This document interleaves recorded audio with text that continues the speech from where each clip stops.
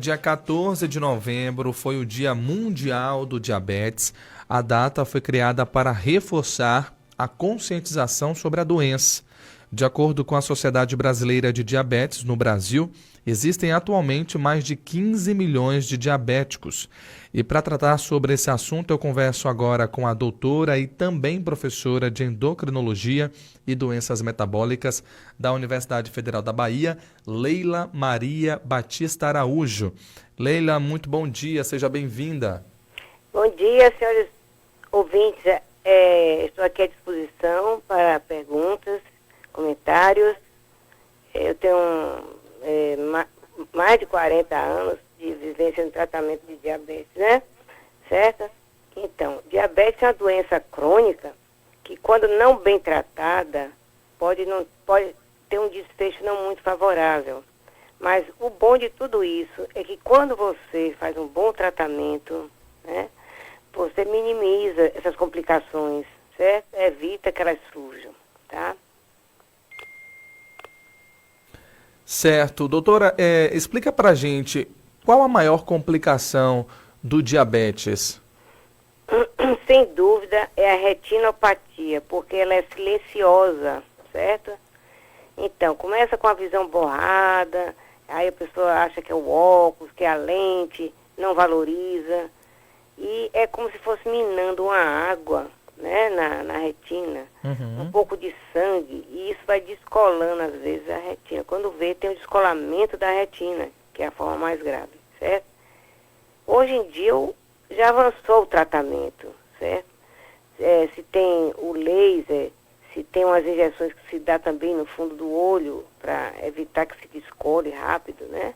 Mas, sem dúvida, a retinopatia é uma das complicações mais sérias em pacientes diabéticos e que não é valorizada, ou às vezes não se faz a profilaxia como se deveria. Por exemplo, em consultório, às vezes, me surgem pacientes diabéticos que querem a carteira de motorista, né? Já é idoso e é diabético. Então, se não tiver esse exame, certo? Não se pode liberar, certo? Porque ele pode ter distúrbio da visão, tá? Então eu diria que hoje em dia nós temos muito recurso para o tratamento de diabetes. Pra vocês terem uma ideia, alguns anos atrás, vamos dizer, tem uns 40 anos atrás, vamos dizer, o paciente que tomava insulina, existia uma caixinha de metal que ele aquecia as seringas todo dia. Toda vez que ele ia tomar insulina, tinha que aquecer essas seringas e as agulhas para tomar insulina. Hoje tudo isso se tornou mais prático, são materiais descartáveis, com preço acessível, o governo dá uma parte desses insumos.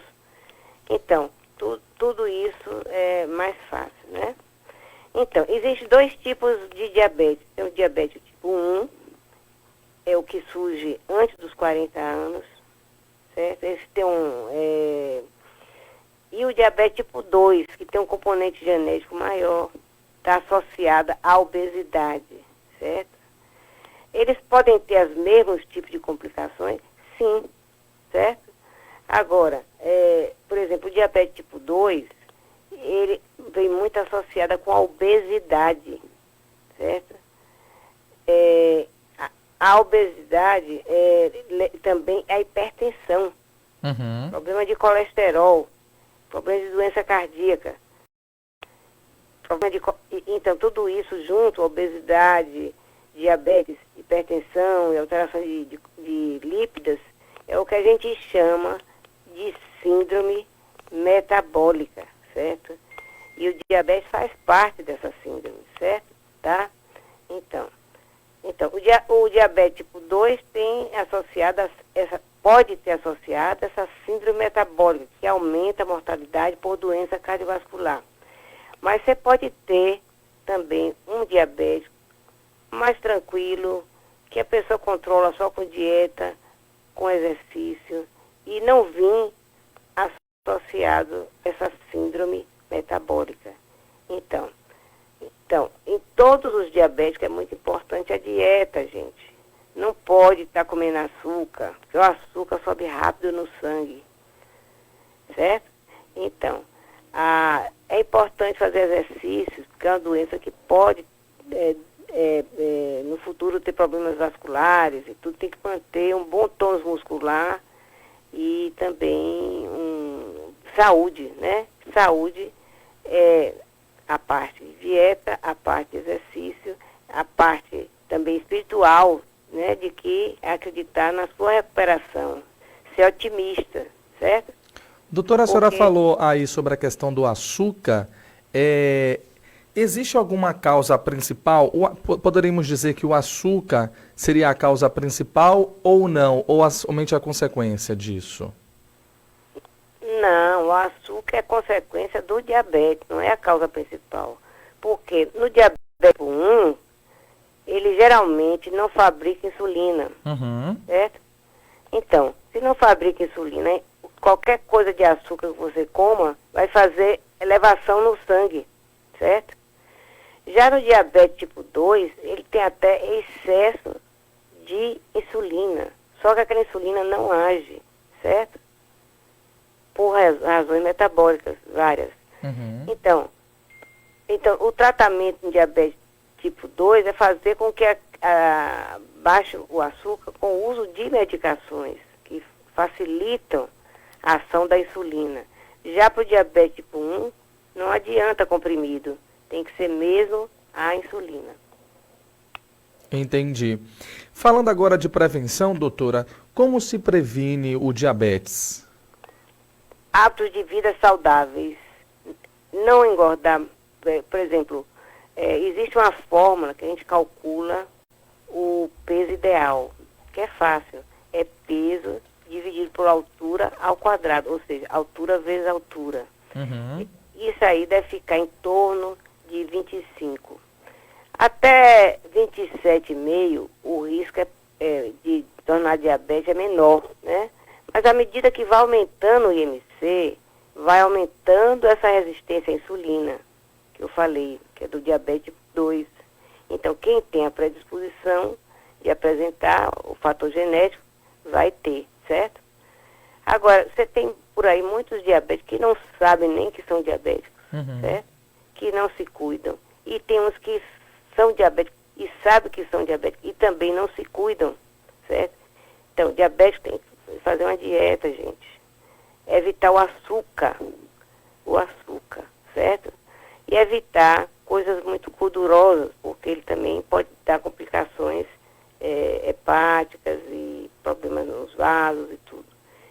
Então, nós somos aqui na Bahia, em termos de dieta, nós temos 2 tipos de óleo que não deveriam ser usados. Por exemplo, é o óleo de coco e o dendê.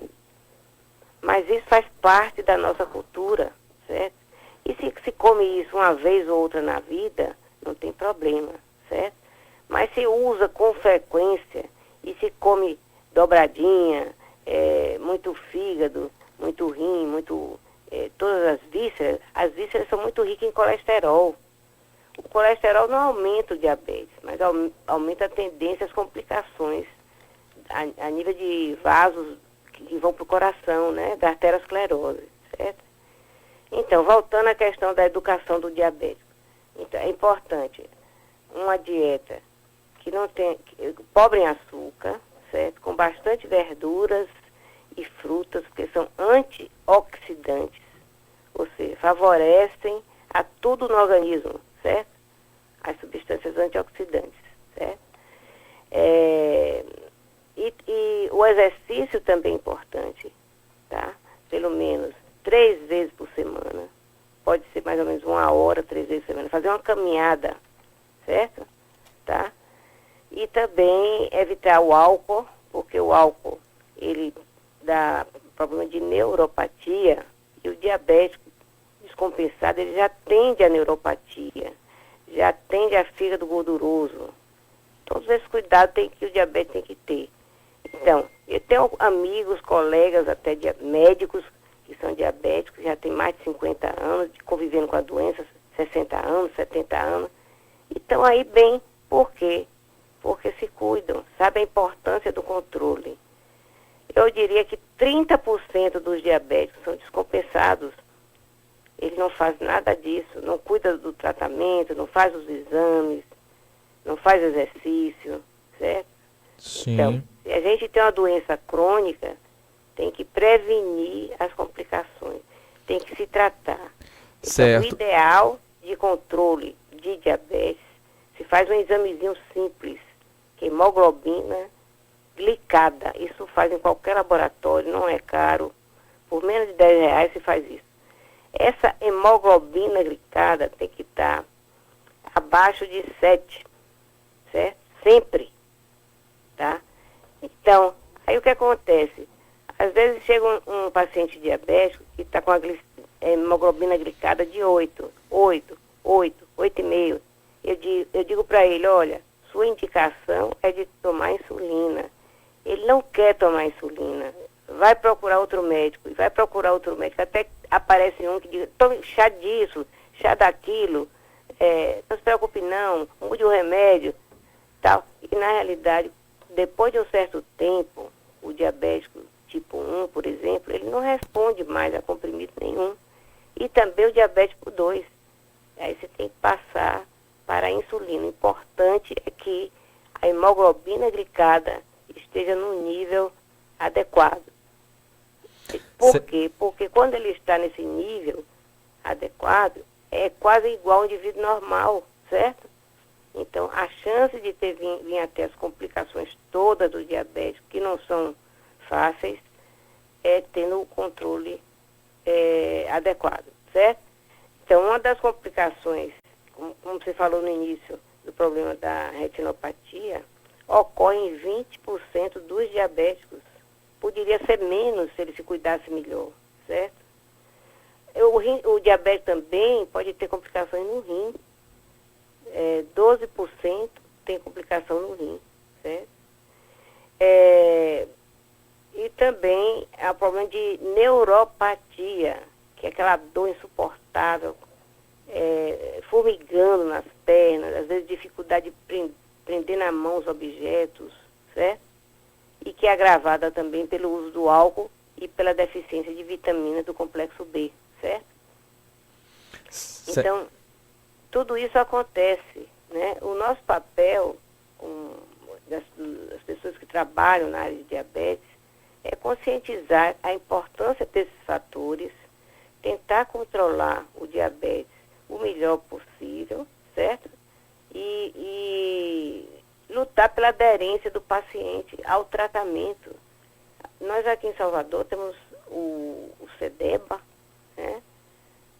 Que é um órgão do governo estadual que investe muito no tratamento do diabetes. Eles dão medicação, os insumos, ou seja, agulha, fita para dosar a glicemia, certo?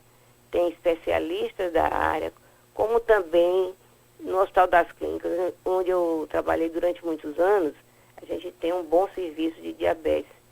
Só que nós não podemos absorver toda a população de Salvador. Então tem que dividir. Tem vários bairros que tem o controle do diabetes, certo?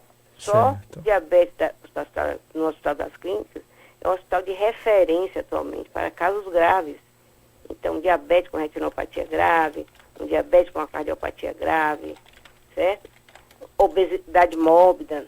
Nós criamos um ambulatório de obesidade mórbida, que é uma obesidade muito grave, que, olha, isso é tão interessante, quando você faz a cirurgia da obesidade, com 2 meses a sua glicemia já está normal, quando o indivíduo é muito obeso, né? Então, nós podemos ajudar nessa área. Agora, no dia a dia, o CEDEBA é quem pega o maior volume de pacientes diabéticos aqui na Bahia, certo? De Salvador. Certo. A gente estava falando agora há pouco de prevenção. Então, doutora, quais são os riscos agora de não tratar o diabetes? O que é que pode acontecer com a pessoa que não trata a diabetes? O primeiro deles é a questão da retinopatia, que é do olho, certo? E também o glaucoma, que são muito frequentes em diabéticos. A retinopatia ocorre em 20% dos diabéticos, como eu falei no início, né? Sim. Então, ela é uma degeneração dos vasos da retina, decorrente justamente da glicemia muito alta, certo? Ah, doutora, então se baixar a glicemia vai resolver? Melhora, mas tem que também ter um tratamento local. Ele faz, como eu falei, em casos mais graves, o laser, ou então medicações próprias, para evitar a progressão. Porque se a retina descolar, aí tem cegueira e é irreversível, certo? A complicação dos rins está relacionada à doença em si do diabetes, como também a hipertensão. Também deve ter um controle desde o início, certo? Para evitar agravamento dessa condição, certo? E também a gente tem que pensar sempre na parte mental, porque o diabético, diante de todas essas doenças, todas essas complicações, ter que se auto-injetar insulina, às vezes ele tem depressão, certo? Tem uma sensação de autodestruição. Então tem que ser assistido também, às vezes por um psicólogo. A pessoa tem que estar atenta a tudo isso. É uma doença muito complexa, mas que, eu não diria que tem cura, mas que se pode controlar, certo? Certo. E aí essas pessoas, doutora, que geralmente têm diabetes, elas, quando sofrem algum tipo de acidente, né, se machucam, por que a cicatrização é mais lenta nesse paciente?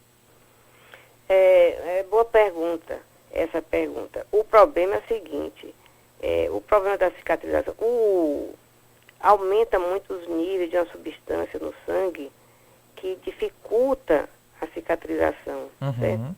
Se ele tiver com açúcar quase normal, aí não tem tanto problema, certo? Sim. Mas se ele tiver com a glicemia elevada, realmente, tanto que quando você vai fazer uma cirurgia, antigamente, por exemplo, queria fazer uma cirurgia de catarata, não ligavam muito para a glicemia. Hoje, não. Hoje, o oftalmologista pede e exige que esteja com a glicemia controlada. Por quê? Para evitar o risco de complicações e ter uma melhor cicatrização. Isso é para todos os tipos de cirurgia, certo? Certo. Doutora, uma outra pergunta. A pessoa com diabetes, ela consegue ter uma vida normal? Pode ter uma vida normal. Lógico, se ele tiver complicações, já não é muito normal, certo? Foi interessante uma vez, um laboratório veio aqui a Salvador e fez uma dinâmica com os médicos. Pegou os médicos e levou para um hotel bom aqui de Salvador. E a gente tinha que passar pela situação de ser diabético. Então, a mim, me deram um cinto de 40 quilos para eu andar, subir escada. Eu sou magra. Subir escada, descer escada para ver a dificuldade do diabetes de se mover. Depois botaram a gente numa cadeira de rodas, né? Que isso é comum. Às vezes o paciente diabético já tem problema nas pernas, tem que usar cadeira de rodas. Então, eu nunca tinha dirigido uma cadeira de rodas e realmente é muito desconfortável, né? Mas a pior delas, a que eu não aguentei terminar a experiência, foi me sentir cega. Eu entrei numa sala com uma colega do meu lado e me botaram uma venda nos olhos, certo? E a colega ia dizendo, olha, você está vendo um quadro de cor tal, de tal tamanho, assim, tá descrevendo tudo para eu ver. Aí foi que eu senti realmente o que é a cegueira, certo? Tá? Então, vamos cuidar bem do diabetes para evitar essas complicações, minimizar essas complicações. E isso sim é possível, certo? Nós temos hoje em dia um número muito grande de medicações, uma parte dela é distribuída aí pelo Estado. É importante fazer o controle do açúcar, ou seja, fazer o testezinho no dedinho, pelo menos 3 vezes ao dia, de manhã, antes do almoço, antes do jantar. Não é necessário todo dia, certo? Mas tem que fazer 3, 4 vezes por semana para a gente adequar melhor o tratamento, certo? Porque um tratamento bom, com controle do açúcar, vai ter menos complicações. Certo. Doutora, a nossa entrevista está chegando ao fim. Eu gostaria que a senhora deixasse as suas considerações finais, principalmente para quem está nos ouvindo hoje aqui no programa De Olho na Cidade, né? Para ir ao médico, fazer o exame, se for diagnosticado com a diabetes, que trate, que cuide, né? Pois é, gente, o que eu desejo a todos é que valorizem sua saúde, valorizem o seu controle do diabetes, porque fazendo isso, você vai ter menos complicações, menos chance de complicações, uma vida mais longa e mais saudável, certo? Não se pode deixar que o açúcar fique alto e de repente querer resolver os problemas que já passaram por um açúcar alto a longo prazo, certo? Isso é possível, andar, pensar nas coisas boas, cultivar as coisas boas, certo? Isso é que é qualidade de vida, tá? Tá certo, então. Muito obrigado, doutora Leila Maria Batista Araújo. A gente conversou com ela aqui no programa De Olho na Cidade sobre a diabetes. Segunda-feira foi o Dia Mundial do Diabetes e a gente trazendo para você aqui, ouvinte da Rádio Líder FM, os esclarecimentos sobre essa doença. Doutora, muito obrigado por sua participação. Espero que a gente possa conversar breve aí sobre outras doenças aqui no programa, tá bom? Muito obrigada a vocês pela oportunidade, tá?